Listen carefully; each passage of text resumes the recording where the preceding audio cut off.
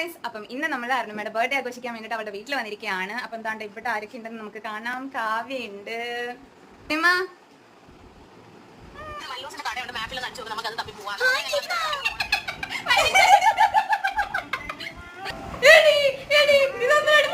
ഞങ്ങൾക്കൂടെ fish fry ചെയ്യാൻ വേണ്ടിയിട്ടാണ്, കൊഞ്ചിനെ fry ചെയ്യാൻ വേണ്ടിയിട്ടാണ് അഞ്ജലി ഇവിടെ. എന്താ അഞ്ജലി ചെയ്യണേ? ോടി നീ ആലോചിക്കൂ.